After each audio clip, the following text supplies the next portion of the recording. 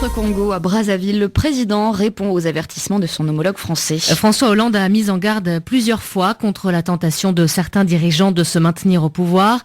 Il a expliqué que les chefs d'État ne devaient pas modifier les constitutions à la dernière minute pour se présenter une fois encore. Il n'avait nommé personne, mais Denis Sassou Nguesso répond « C'est le peuple congolais et personne d'autre qui décidera si oui ou non la loi doit être modifiée ». Sébastien Nemeth, certains opposants ne sont pas vraiment convaincus par ses propos. Denis Sassou Nguesso montre qu'il n'est pas impressionné ni par les avertissements de François Hollande ni par l'exemple burkinabé. Le chef de l'État ne change pas de position et évoque à nouveau un éventuel référendum constitutionnel.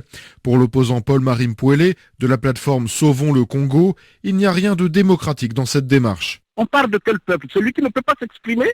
Celui à qui on interdit de tenir des réunions, celui qui ne peut pas passer à la télévision nationale. Depuis 2002, les élections ne se passent pas proprement dans notre pays. Donc quand il parle de référendum, nous nous demandons bien avec quel corps électoral. Donc nous ne pouvons pas l'accepter parce que ça sera forcément un blanc-seing qu'on va donner à la fraude. L'organe de régulation des médias du Congo-Brazzaville fait suspendre une émission de radio. Le Conseil supérieur de la liberté et de la communication a demandé à la station privée Radio Forum des droits de l'homme de cesser la diffusion d'une émission de libre antenne. Une émission où ces derniers jours, certains des auditeurs ont eu des propos hostiles vis-à-vis de certains ministres, du président et d'un éventuel projet de modification de la Constitution pour son maintien au pouvoir. Le Conseil accuse la radio notamment de manipulation de l'opinion publique, de manquement au devoir de la vérité ou encore d'incitation à la violence et à la division, des accusations auxquelles répond son administrateur général, Maître Maurice Massengo Thiassé, qui est également vice-président de la Commission nationale des droits de l'homme.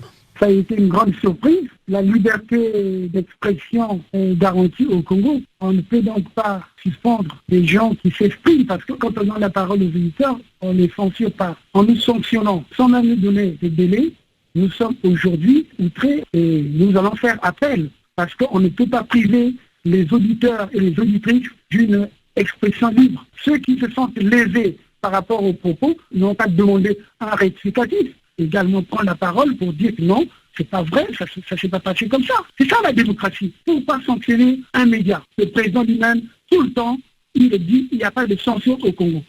Maître Maurice Massengo Thiassé, administrateur général de la Radio Forum des droits de l'homme, joint par Sébastien Nemeth.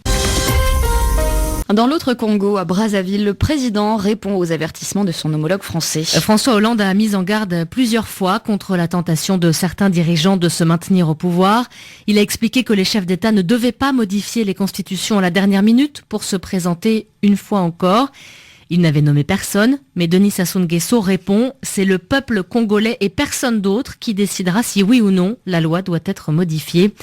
Sébastien Nemeth, certains opposants ne sont pas vraiment convaincus par ses propos.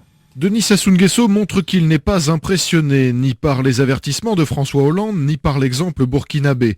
Le chef de l'État ne change pas de position et évoque à nouveau un éventuel référendum constitutionnel. Pour l'opposant Paul-Marie Mpouélé de la plateforme Sauvons le Congo, il n'y a rien de démocratique dans cette démarche. On parle de quel peuple? Celui qui ne peut pas s'exprimer? Celui à qui on interdit de tenir des réunions, celui qui ne peut pas passer à la télévision nationale. Depuis 2002, les élections ne se passent pas proprement dans notre pays. Donc quand il parle de référendum, nous nous demandons bien avec quel corps électoral. Donc nous ne pouvons pas l'accepter parce que ça sera forcément un blanc-seing qu'on va donner à la fraude.